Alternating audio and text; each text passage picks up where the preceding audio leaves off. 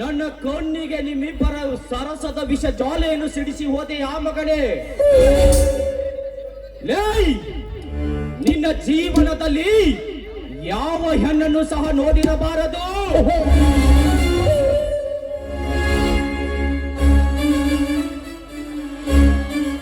ಅಂತಹ ಶಿಕ್ಷೆಯನ್ನು ನಿನಗೆ ನೀಡುತ್ತೇನೆ ಮಗನೇ.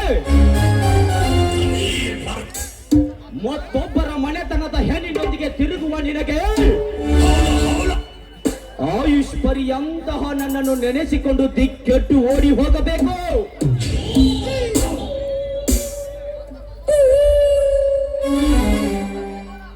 ನನ್ನ ತಂಗಿಗೆ ನನ್ನ ಮಾತುಗಳು ಅರ್ಥವಾಗಲಾರವು. ನಾಳೆ ದಿನ ನನ್ನ ಆಸ್ತಿಯಲ್ಲಿ ಭಾಗವನ್ನು ಕೇಳಬಹುದು.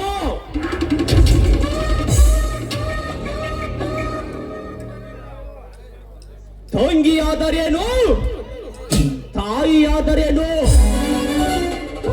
ನನಗೆದುರಾದವರು ಉಳಿಯಲಾರರು.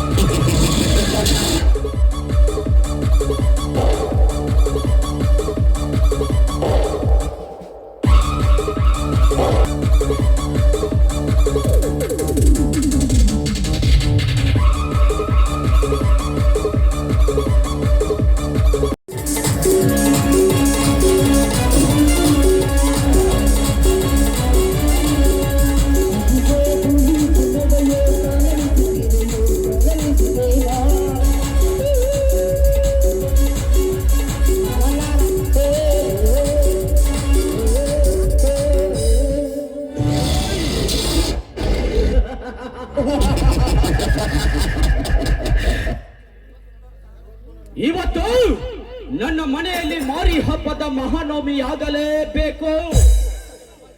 ಸಮಾಜದ ಕಣ್ಣಿಗೆ ನಾನೊಬ್ಬ ಕಟುಕನಾಗಿ ಕಂಡರೂ ಚಿಂತೆ ಇಲ್ಲ. ಈ ಮನೆಯ ಮರ್ಯಾದೆ ಉಳಿಯಬೇಕು. ಅವರಿಬ್ಬರ ನಡುವಳಿಕೆಯನ್ನು ಕಂಡು ಅವರಿಬ್ಬರ ಸಾವಿನ ಮನೆಗೆ ಕರೆದೊಯ್ಯಲು ನನ್ನ ರಕ್ತ ಅವನಿಸ ಹತ್ತಿದೆ.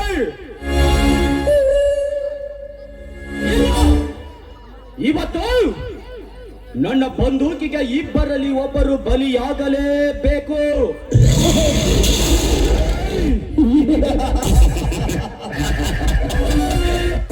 ಭಗವಾನ್, ಲೇ ಭಗವಾನ್. ಯಾಕೆ ಶ್ರೀಮಂತರೇ ಇಷ್ಟೊಂದು ಕೋಪದಿಂದ ಇರುವರಲ್ಲ? ಏನಾಗಿದೆ ನಿಮಗೆ? ನನಗಿನ್ನೂ ಏನೂ ಆಗಿಲ್ಲ. ಮುಂದೆ ನೋಡು, ನನ್ನ ತಂಗಿ ಮನೆಗೆ ಬರ್ತಾಳೆ. ಅವಳನ್ನು ಇವತ್ತು ಕೊಲೆ ಮಾಡಬೇಕು. ಏನು, ಒಳ ಹುಟ್ಟಿದ ತಂಗಿಯನ್ನೇ ಕೊಲೆ ಮಾಡಬೇಕಾ? ನೋಡಿ, ಹೆಣ್ಣು ಮಕ್ಕಳು ಮನೆಯ ಮಹಾಲಕ್ಷ್ಮಿ ಇದ್ದ ಹಾಗೆ. ಅವಳನ್ನು ಕೊಲೆ ಮಾಡಿ ನೀವು ಯಾವ ಪಾಪಕ್ಕೆ ಗುರಿಯಾಗುವಿರಿ? ಇದು ಪಾಪ ಪುಣ್ಯವನ್ನು ವಿಚಾರಿಸುವ ಕಾಲವಲ್ಲ. ಲೇ ಭಗವಾನ್, ಭಗವಾನ್ ಅವಳು ತಪ್ಪು ಮಾಡಿದ್ದಾಳೆ. ಅಷ್ಟೇ ಅಲ್ಲ, ನನ್ನ ಮನೆಯ ಮರ್ಯಾದೆಯನ್ನು ಹರಾಜು ಹಾಕಿದ್ದಾಳೆ. ಅದಕ್ಕೋಸ್ಕರ ಅವಳು ಉಳಿಯಬಾರದು. ಆಯ್ತು, ನಿಮ್ಮ ಹಣೆಯ ಬರ ಏನಾದ್ರೂ ಮಾಡಿಕೊಳ್ಳಿ. ಭಗವಾನ್, ಕೊಲೆಯಾದ ತಕ್ಷಣ ಆ PSI ಕರಿಯಪ್ಪನಿಗೆ ಹಾಗೂ ರುದ್ರನಿಗೆ ಫೋನ್ ಹಚ್ಚಿ ಇವಳನ್ನು ಯಾರೇ ಕೊಲೆ ಮಾಡಿ ಈ ಮನೆಯಲ್ಲಿ ಬಿಸಾಕಿ ಹೋಗಿದ್ದಾರಂತ ಸಾಕ್ಷಿ ಹೇಳಬೇಕು. ನಾನಿರುವುದೇ ಸುಳ್ಳು ಹೇಳೋದಕ್ಕೆ ಮತ್ತು ಮೋಸ ಮಾಡೋದಕ್ಕೆ. ಕೆಲಸ ನೀವು ಮಾಡಿ.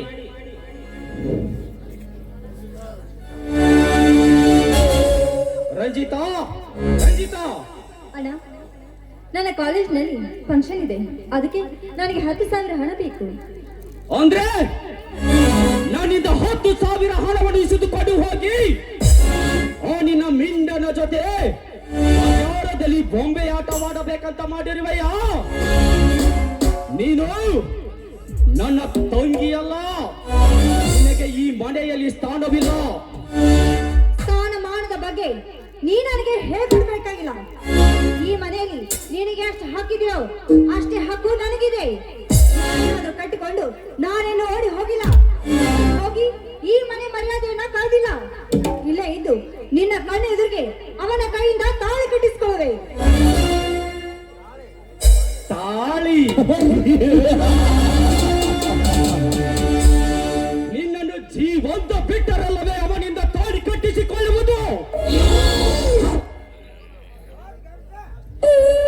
ನೀನೆಂದು ನನ್ನ ಪಾಲಿಗೆ ಸತ್ತು ಹೋಗಿರುವೆ ಎಂದು ನನ್ನ ವೈರಿಗಳ ಜೊತೆ ಹೋಗಿಕೊಂಡು ಚಪ್ಪಾಳೆ ತಟ್ಟಿದೆಯೋ ಅಂದೇ ನನ್ನ ಪಾಲಿಗೆ ಸತ್ತು ಹೋಗಿರುವೆ.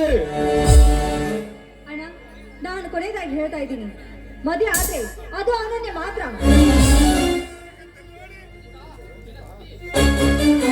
ರಂಜಿತಾ, ನಿನ್ನ ತಿಥಿ ಮಾಡಿಸಿಕೊಳ್ಳಲು ಅವರೇ ನನ್ನ ಪತಿ ಅಂತ ಹೇಳುತ್ತಿರುವೆ. ರಂಜಿತಾ, ಒಡ ಹುಟ್ಟಿದ ತಂಗಿಯನ್ನು ಕೊಲೆ ಮಾಡಿದ ಪಾಪ ನನ್ನ ಬೆನ್ನು ಹತ್ತಿದರೂ ಚಿಂತೆ ಇಲ್ಲ. ನೀನಿವತ್ತು ಸಾಯಬೇಕು. ಲೇ ಭಗವಾನ್, ತಾಯಿಲಿ ಬದುಕು.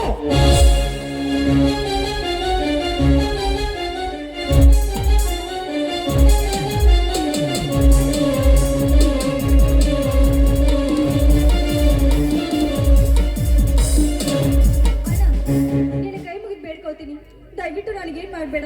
ನನ್ನ ಪಾಡಿಗೆ ನಾನು ಬಿಟ್ಬಿಡಣ ಅಣ್ಣ. ರಂಜಿತಾ, ಈ ದಯಾ ದಾಕ್ಷಣ್ಯ ನಿನ್ನ ಸಾವಿನೊಂದಿಗೆ ಸಾಗಿ ಹೋಗಲಿ. ಬೇಡ ಅಣ್ಣ.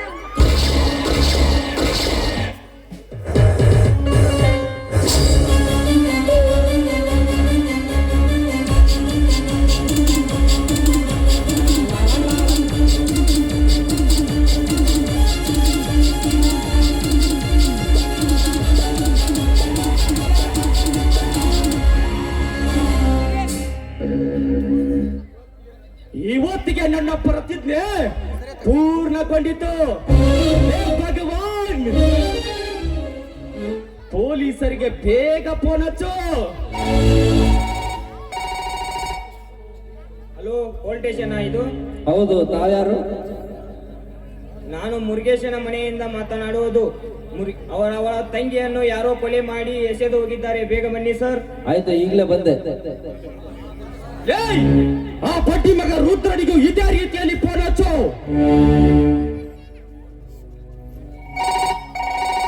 ಹಲೋ, ರುದ್ರನಾ?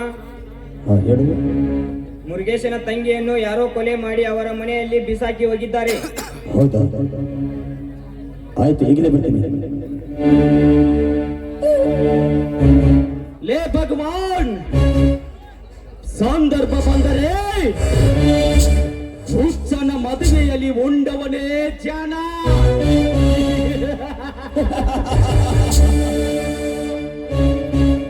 PSI ಕರಿಯಪ್ಪ ಬಂದ್ರೆ ನಾ ಹೇಳಿದ ನಾಟಕವನ್ನು ಆಡಬೇಕು.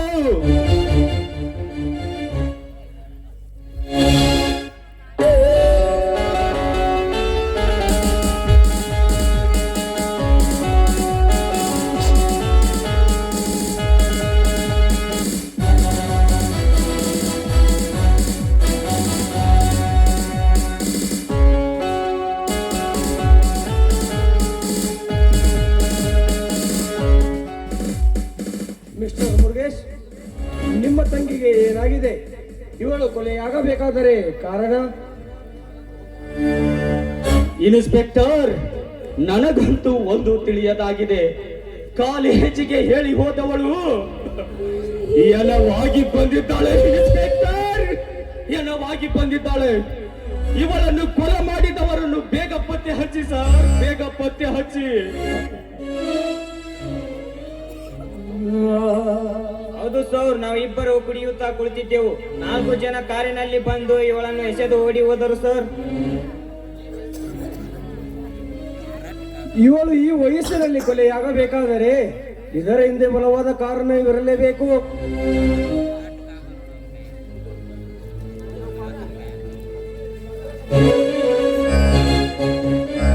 ಅಯ್ಯೋ ಪಾಪಿ, ಕೊನೆಗೂ ನಿನ್ನ ಆಟವನ್ನು ಸಾಧಿಸಿ ಬಿಟ್ಟೆಯಾ?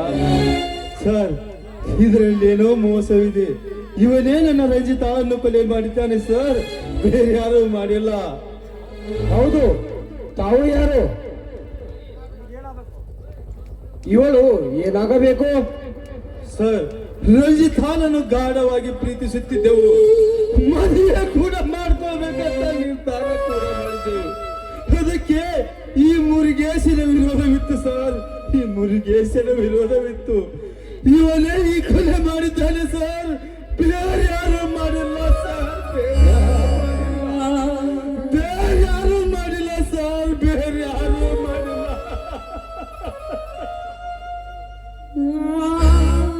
ಇನ್ಸ್ಪೆಕ್ಟರ್, ನಾನೇಕೆ ಇವಳನ್ನು ಕೊಲೆ ಮಾಡಲಿ? ನನ್ನ ಮೇಲಿನ ಸೇವೆಗಾಗಿ ಅಣ್ಣ ತಮ್ಮಂದರಿಬ್ಬರು ಕೂಡಿಕೊಂಡು ಇವಳನ್ನು ಇವರೇ ಕೊಲೆ ಮಾಡಿರಬಹುದು. ರೀ ಮಿಸ್ಟರ್, ಇವಳನ್ನು ಯಾರು ಕೊಲೆ ಮಾಡಿದ್ದಾರೆ ಅಂತ ಇನ್ನು 1 ವಾರದಲ್ಲಿ ಗೊತ್ತಾಗುತ್ತದೆ. ಪಿಸಿ, ಈ ಜನವನ್ನು ಪೋಸ್ಟ್ ಮಾರ್ಟಮ್ಗೆ ರೆಡಿ ಮಾಡು. ಮುರುಗೇಶ್, ನೀನು ತಕ್ಷಣ ಬಂದು ಸ್ಟೇಷನ್ಗೆ ಸಹಿ ಮಾಡು. ಆಯ್ತು ಇನ್ಸ್ಪೆಕ್ಟರ್, ಈಗಲೇ ಬರುವೆ. ಜನುಮದ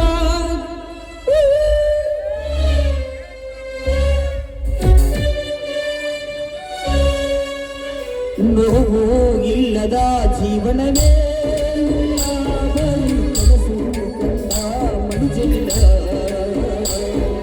ಸುಖ ಇಲ್ಲದ ಮನಸ್ಸು ಇಲ್ಲವೇ ಸುಖವ ಕಂಡ ಮನುಜನಿಲ್ಲ. ನಮ್ಮ ಪ್ರೀತಿ ಸಾಯೋದಿಲ್ಲ, ಅದಕ್ಕೆಂದು ಸೋಲೆ ಇಲ್ಲ. ನಾನೇ ನಂಬು ನನಗಾಗಿ ಜನಿಸಿದೆ ನೀನು, ನನ್ನೊಳಗೆ ನೆಲೆಸಿದೆ ನೀನು. ನನಗಾಗಿ ನಾನು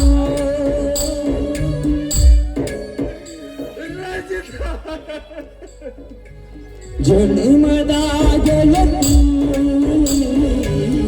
ಉಸಿರಿನ ಒಡತಿ, ಮರೆತರೆ ನಿನ್ನ ಮಡಿದನು ಚಿನ್ನ.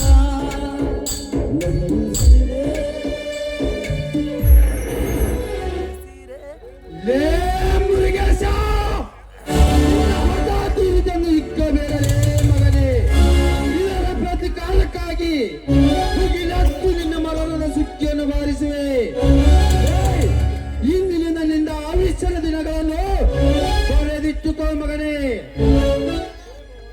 ಲೇ ಭಗವಾನ್, ಇಲ್ಲಿ ನಡೆದ ಸತ್ಯವನ್ನು ನಿನ್ನಿಂದಲೇ ಬಾಬಿಚ್ಚಿಸುವೆ.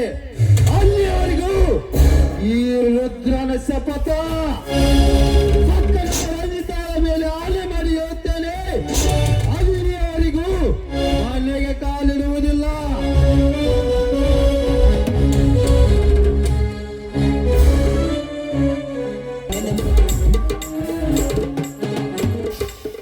ಸತ್ತರ ಸಾಯಿ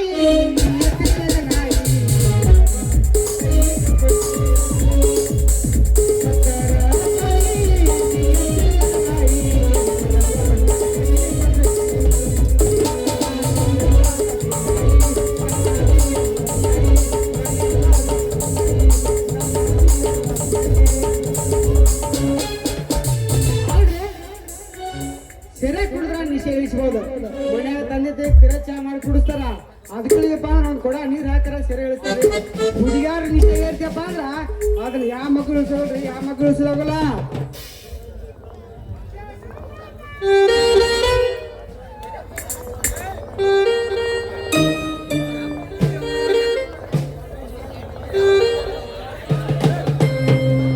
ಎಲ್ಲರ ನನ್ನ ರಾಣಿ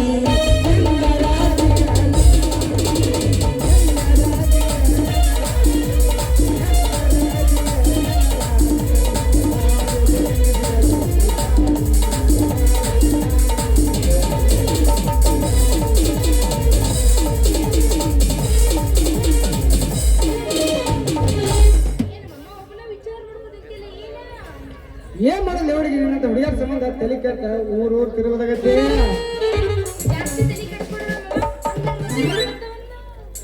ಇಟ್ಟೆಲ್ಲ ಮನಗಂಡ ಗೂಟ ಕಟ್ಟಿದಿ ಪ್ರೀತಿಗೆ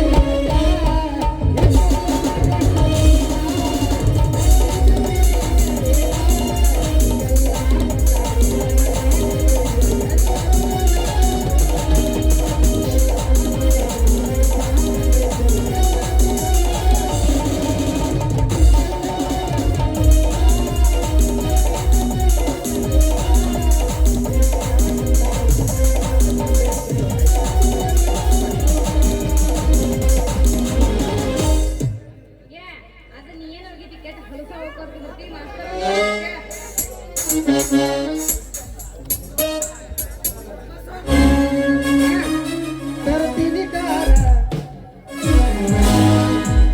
ಕರುತಿಳಿ ಬಾರ ಕರುತಿಳಿ ಕಾರ ಗಿಟಿ ಮಾಡುವುದು ಆಲಿಂದ ದೂರ ರಗಡ ಮಾಡಿ ನೀ ರೊಕ್ಕ ಬಂಗಾರ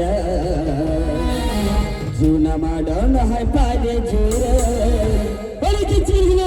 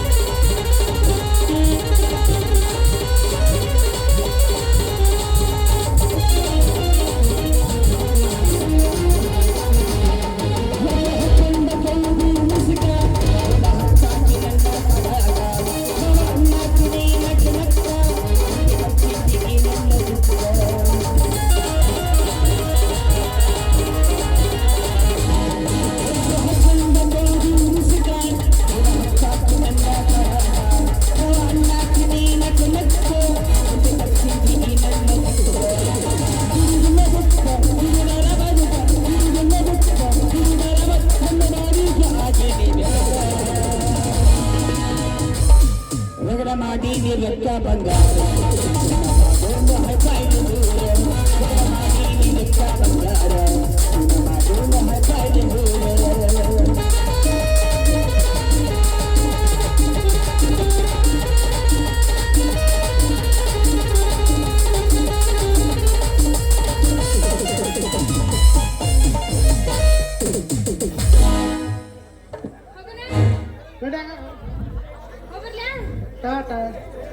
ಪ್ರೀತಿಯ ಪಾರಿವಾಳ ಹರಿವಾದ ಗೆಳೆಯ ಮನಸ್ಸಿಗೆ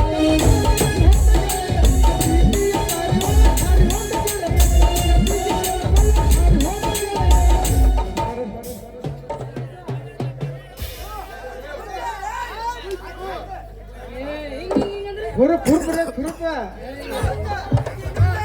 ಅಂಕಲ್ ಆಗಿದೆ ಎಲ್ಲಿ ಹುರುಪ ಯಪ್ಪ ಮಕ್ಕಳು ಹಿಂಗ್ ಬರ್ತಾರೆ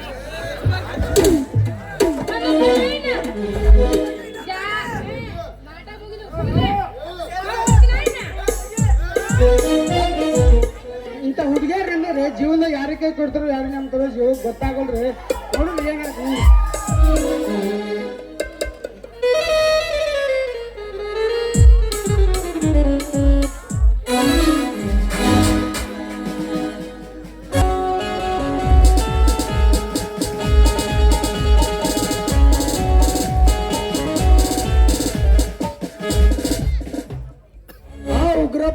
ಬಂಗಾರ ತುಂಬಿದ ಸುಟ್ಕೇಶ್ ಅನ್ನು ಹೊರ ದೇಶಕ್ಕೆ ಪಾರ್ಸಲ್ ಮಾಡುತ್ತಿದ್ದಾಗ ಹೆಂಗೋ ನನ್ನ ಕೈಗೆ ಸಿಕ್ಕ. ಇದನ್ನು ಸರ್ಕಾರಕ್ಕೆ ಒಪ್ಪಿಸಿದರಾಯಿತು.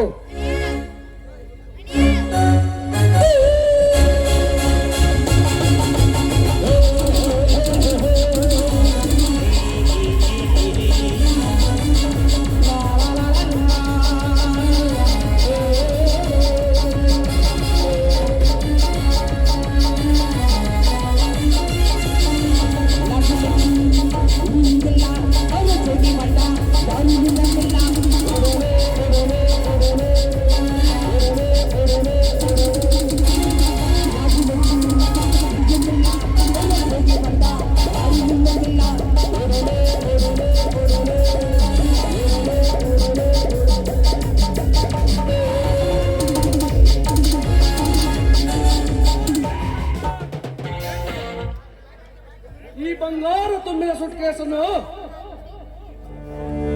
ಇನ್ಸ್ಪೆಕ್ಟರ್ ಎಲ್ಲೋ ಈ ಬಂಗಾರ ತುಂಬಿದ ಸುಟ್ಕೇಸನ್ನು ಸರ್ಕಾರಕ್ಕೆ ಒಪ್ಪಿಸಲು ಹೊರಟಿರಲ್ಲ. ನೀನೆಂತ ಹುಚ್ಚ?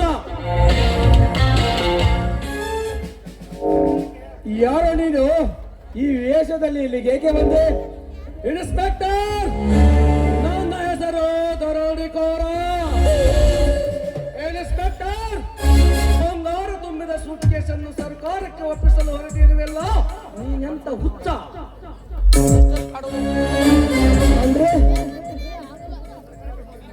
ಅಂದ್ರೆ ಸರ್ಕಾರಕ್ಕೆ ಮೋಸ ಮಾಡಿ ನನ್ನ ಕರ್ತವ್ಯ ಒಪ್ಪದಕ್ಕೆ, ನನ್ನ ಕರ್ತವ್ಯಕ್ಕೆ ದ್ರೋಹ ಬಗೆಯಬೇಕು ಅಂತ ಮಾಡಿದ್ದೀಯಾ?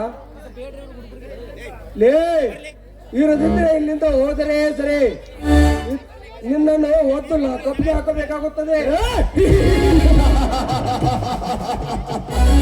ಇನ್ಸ್ಪೆಕ್ಟರ್, ನನ್ನನ್ನು ಒಳಗೆ ಹಾಕುವ ಲಾಕಪ್ ನಮ್ಮ ದೇಶದಲ್ಲಿ ಇದ್ದರೂ ಕೂಡ ಅದು ಅರ್ಧ ಗಂಟೆ ಮಾತ್ರ.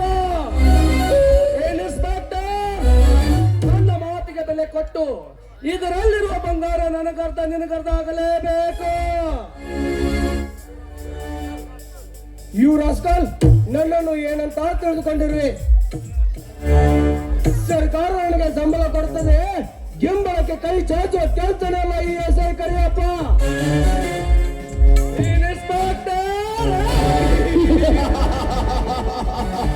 ನಿನ್ನಾಗೆ ಎಲ್ಲರೂ ನ್ಯಾಯ ದೇವತೆಯ ಕಾನೂನಿಗೆ ದಿನನಿತ್ಯ ಸಲ ಮಾಡಿದರೆ ನಮ್ಮ ರಾಜ ರಾಮರಾಜವಾಗುತ್ತಿತ್ತು. ನೋಡು, ನನ್ನ ಮಾತಿಗೆ ಬೆಲೆ ಕೊಟ್ಟರೆ ಸರಿ, ಇರದಿದ್ದರೆ ಅಡ್ಡಡ್ಡ ಆಪರೇಷನ್.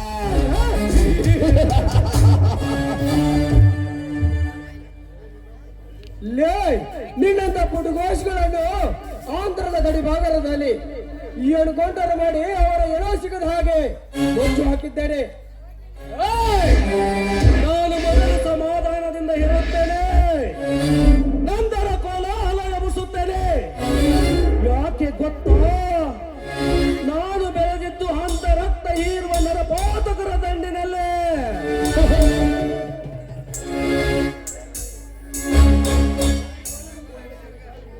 ಈ ಪೊಲೀಸ್ ಅಧಿಕಾರಿಯ ಮುಂದೆ ನಿನ್ನ ರೌಡಿಸಂ ತೋರಿಸ್ತೀಯಾ?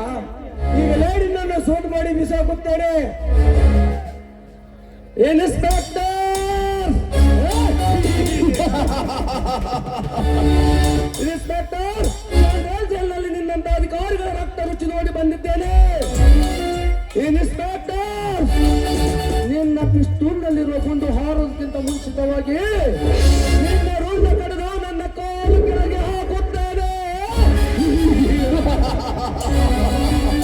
दुनिया में खराब धंधे करने वाला माइक टाइगर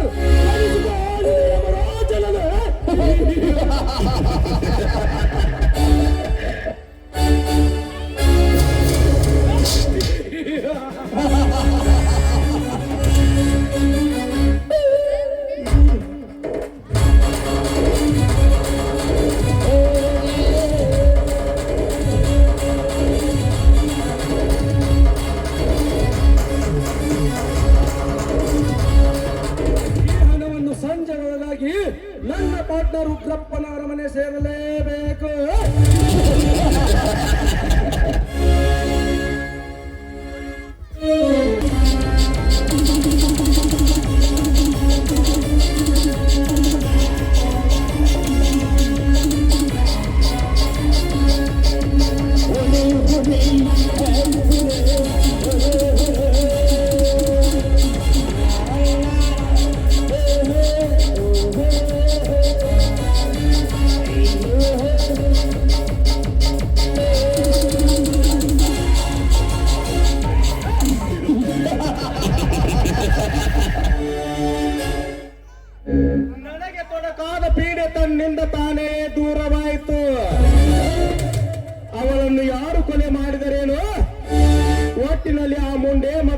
ಜೀವನ ಬೀದಿ ಪಾಲಾಗಬೇಕು.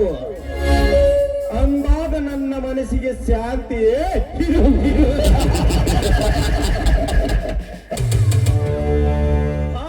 ಪ್ರಳಯ ಹೋದ ಕೆಲಸ ಏನಾಯ್ತು? ಯಾವುದಕ್ಕೂ ಫೋನ್ ಹಚ್ಚಿ ಕೇಳಿದರಾಯ್ತು. ಆಹಾ, ಏನಿದು ವಿಚಿತ್ರ! ಆ ಶಿವೋಗಿ ಹೆಂಡತಿ ಇತ್ತ ಕಡೆ ಬರುತ್ತಿದ್ದಾಳೆ. ಶಾಂತ, ಏನು ನಿನ್ನ ಸೌಂದರ್ಯ? ಆ ನಿನ್ನ ಸೌಂದರ್ಯ ನನ್ನನ್ನು ಕಟ್ಟಿ ಹಾಕಿದೆ. ಬರಲಿ.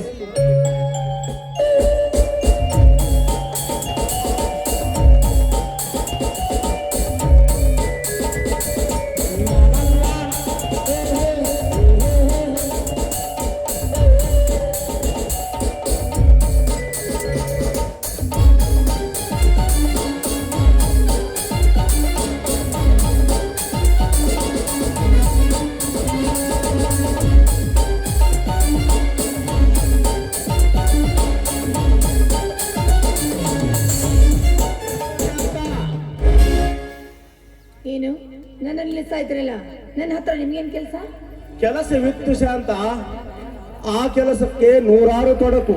ಆ ತೊಡಕು ಬಿಚ್ಚಬೇಕಾದರೆ ನಿನ್ನಿಂದ ಸಹಾಯವಾಗಬೇಕು ಅಷ್ಟೇ. ಅಲ್ಲ, ನೀವೇ ಸಾಕಷ್ಟು ಶ್ರೀಮಂತರು, ಬೇರೆಯವ್ರಿಗೆ ಕೆಲಸ ಕೊಡು. ನೀವು ನನ್ನ ಹತ್ರ ಕೆಲಸ ಇದೆ ಅಂತ ಹೇಳ್ತಾ ಇದ್ರಲ್ಲ, ನನ್ನಿಂದ ಯಾವ ಕೆಲಸ ಆಗ್ಬೇಕು? ನೋಡು ಶಾಂತ, ಈ ನಿನ್ನ ಸೌಂದರ್ಯದ ಸಿರಿರಾಶಿಯಲ್ಲಿ ಒಮ್ಮೆಯಾದರೂ ನೀರು ಕುಡಿಬೇಕಂತ ಬಹಳದಿಂದ ನನ್ನ ಮನಸ್ಸು ಕಾಡುತ್ತಾ ಇದ್ದೆ. ಅದಕ್ಕೆ ನೀನು ಒಪ್ಪಲೇಬೇಕು. ಏನಂತೀಯ? ಬಾಯಿನ ನಾಲ್ಗೆ ಹಿಡಿದು ನಿಂತ್ಕೊಂಡು ಮಾತನಾಡಿ. ಏನಂದೆ? ನನ್ನ ಮೇಲೆ ಕಾಮದ ಕಣ್ಣು ಹಾಕೋಕೆ ಎಷ್ಟು ಧೈರ್ಯ ಇರಬೇಡ ನಿನಗೆ. ಕಾಮದ ಕಣ್ಣನ್ನ ಕೇಳಿಸಿ ಬಿಡುವೆ. ಏ ಶಾಂತ, ಕೀಳಾಗಿ ಕಾಣಬೇಡ ಈ ಶ್ರೀಮಂತ ಉಗ್ರಪ್ಪನನ್ನು. ಏ ಶಾಂತ, ನಿನ್ನ ಬಾಯಿಂದ 1000 ಶೈಲ ಬೇದರೂ ಕೋಪ ಬರುವುದಿಲ್ಲ ನನಗೆ. ಲೇ, ಈ ಹಾಳಾದ ಭೂಮಿಯಲ್ಲಿ ಏಕೆ ದುಡಿದು ಸಣ್ಣವಾಗಿವೆ? ಬೀಸುವ ಗಾಳಿಯಲ್ಲಿ ಈ ಮೈಯನ್ನು ಬೆಚ್ಚನೆ ಮಾಡಿದರೆ ಸಾಕು, ನಿನಗೆ ಬೇಕಾದ ವಸ್ತುಗಳನ್ನು ಬಿಚ್ಚಿಕೊಡುವೆ. ಏನು ಪಾಪಿ, ನೀನು ನಿನ್ನ ಶ್ರೀಮಂತಿಕೆ ಆಸೆನ ನನಗೆ ತೋರಿಸ್ತಾ ಇದೀಯ? ಲೇ ಮೂರ್ಖ, ನೀನು ತೋರಿಸ್ತಾ ಇದೆಯಲ್ಲ ಆ ನಿನ್ನ ಸಿರಿ ಸಂಪತ್ತು ಕೇವಲ ಕೇವಲ ನನ್ನ ಎಡಗಾಲಿನ ಸಮ. ಏ ಅವಿವೇಕಿ ಹೆಣ್ಣೆ, ಈ ಉಗ್ರಪ್ಪ ದಾರಿ ಹಿಡಿದರೆ ಸಾಕು, ಕೈ ಮಾಡಿ ಕರೆಯುವ ಹೆಂಗಸರಿರುವಾಗ ಯಾವ ಲೆಕ್ಕ? ಲೇ ಶಾಂತ, ಈಗಿನ ಕಾಲ ನಿನ್ನ ಸೀರೆಯ ಸೆರಗಿನಲ್ಲಿ ನಿನ್ನ ಶೀಲ ಇಲ್ಲ. ಈ ದುನಿಯಾದಲ್ಲಿ ದುನಿಯಾನ ಮಾಡಿ ದಾದಿಲ್ಲದೆ ಮನೆಗೆ ಹೋಗುವ ಕಾಲ. ಇರ್ಬೋದು ಕಣು, ಅಂತ ಹಾಗಾದ ಕೆಲಸ ಮಾಡೋ ಹೆಣ್ಣುಗಳು ಇರಬಹುದು. ಆದ್ರೆ ಎಲ್ಲರೂ ಹಾಗೆ ಇರ್ತಾರೆ ಅಂತ ತಿಳಿದುಕೊಂಡ್ರೆ ಅದು ನಿನ್ನ ಮೂರ್ಖತನ. ಮಾನವೇ ದೊಡ್ಡದು, ಮಾನವೇ ಪ್ರಾಣ ಅಂತ ತಿಳಿದು ಬದುಕು. ಅದೆಷ್ಟೋ ಜನ ಹೆಣ್ಣು ಮಕ್ಕಳು ಭೂಮಿ ತೆಲೆ ಮೇಲೆ ಇದ್ದಾರೆ ಕಣು. ಅದನ್ನ ಅರ್ಥ ಮಾಡಿಕೊಂಡು ಸುಮ್ಮನೆ ಜಾಗ ಖಾಲಿ ಮಾಡು. ಸಮಾಜ ಏ ಶಾಂತ, ಹಿಂದೆ ಹೇಳಿದ್ದೇನೆ, ಹೇಳುತ್ತಾ ಹೋದರೆ ಇಲ್ಲಿ ಯಾರು ಅದಕ್ಕೆ ಮರಾದಿ ಕೊಡುವುದಿಲ್ಲ. ಏ ಶಾಂತ, ಗಂಡನಿಗೆ ಫೋನ್ ಹಚ್ಚಿ ಗಂಡ ಮನೆಗೆ ಬರೋದರೊಳಗಾಗಿ ಗಂಡನಿಗೆ ಸುಖ ನೀಡುವ ಹೆಂಗಸರೆಷ್ಟಿಲ್ಲ ಈ ಸಮಾಜದಲ್ಲಿ. ಏ ಶಾಂತ, ಗಂಡನ ಜೊತೆ ಮಾತಾಡಲಿಕ್ಕೆ ಒಂದು ಫೋನು, ಮಿಂಡನ ಜೊತೆ ಮಾತನಾಡಕ್ಕೆ ಒಂದು ಫೋನು.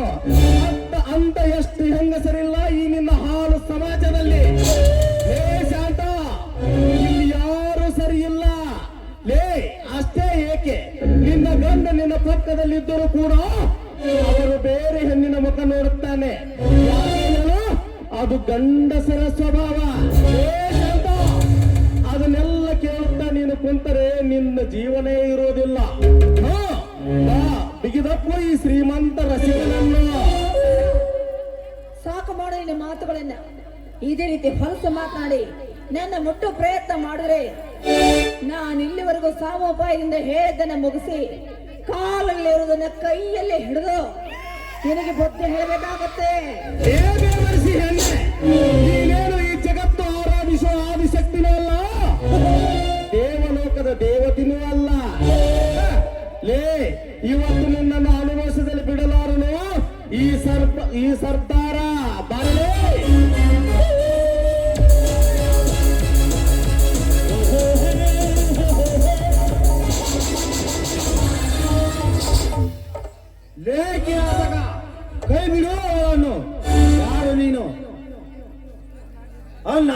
ನೀನ ಛೆ, ನಡು ರಸ್ತೆಯಲ್ಲಿ ನಿನ್ನ ಮರ್ಯಾದೆ ಅರಿವಿಲ್ಲದೆ ಇಂಥ ಏಸಿ ಕೆಲಸಕ್ಕೆ ಕೈ ಹಾಕಿರಲ್ಲ, ನಿನ್ನನ್ನು ಯಾಕಂದ್ರೆ ಹೊಡಿಬೇಕು?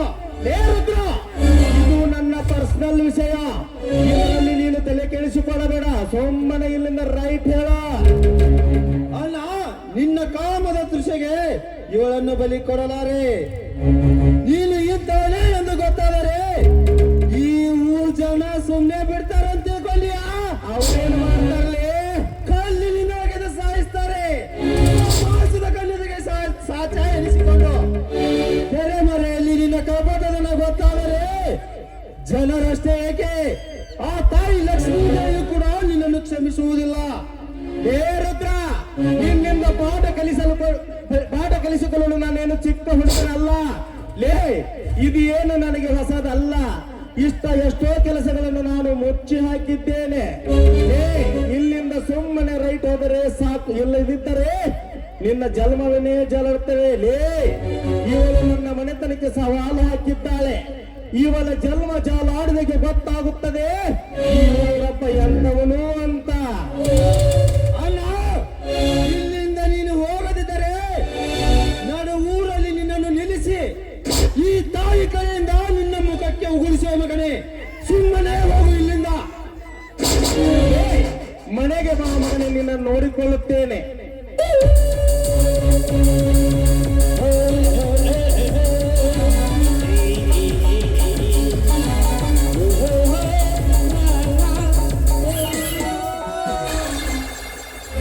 ನೋಡಮ್ಮ, ದಯವಿಟ್ಟು ಕ್ಷಮಿಸಿ ಬಿಡಮ್ಮ. ತಪ್ಪು ತಿಳಿಯಬೇಡಮ್ಮ, ನಿನ್ನಲ್ಲಿ ಕ್ಷಮೆ ಕೇಳಿಕೊಳ್ಳುತ್ತೇನೆ. ಛೆ, ಹಾಗೆಲ್ಲ ಅನ್ಬೇಡ ರುದ್ರ. ಏನಪ್ಪ ಇಂಥ ಪಾಪಿ ನಿನ್ನ ಧ್ವನಿಯ ಅಣ್ಣನಾಗಿ ಹುಟ್ಟಬಾರ್ದಾಗಿತ್ತು ರುದ್ರ. ಅದು ನನ್ನ ಕರ್ಮ ಅಮ್ಮ, ಅದು ನನ್ನ ಕರ್ಮ. ನೋಡಮ್ಮ, ನೀನು ಬಂದು ಬಹಳ ಹೊತ್ತಾಯ್ತು. ನೀನು ಯಾರ ಮುಂದೆ ಹೇಳಬೇಡಮ್ಮ ಇದನ್ನು. ಆಯ್ತು ರುದ್ರ, ನಾನು ಯಾರ ಮುಂದೆ ಹೇಳಲ್ಲ. ನಿನ್ನಿಂದ ತುಂಬಾ ಉಪಕಾರವಾಯ್ತು. ನಾನು ಬರ್ತೀನಿ. ಊರಲ್ಲಿ ದೊಡ್ಡ ಶ್ರೀಮಂತರು ಇಂಥ ದಡ್ಡರಿಗೆ ಒಂದು ಬುದ್ಧಿ ಬರ್ತೋ ಯಾರಿಗೆ ಗೊತ್ತು? ನನ್ನ ಚರಿತ್ರೆ ನನಗೆ ಗೊತ್ತಿಲ್ಲದಿರುವಾಗ ಇನ್ನೊಬ್ಬರ ಚರಿತ್ರೆ ನಾನೇಕೆ ಓದಬೇಕು? ಇರಲಿ, ನಾಳೆ ನನ್ನ ಮನೆಗೆ ಹೋಗಿ ಮುಂದಿನ ಕಾರ್ಯನಿರ್ವಹಿಸಿದರಾಯ್ತು.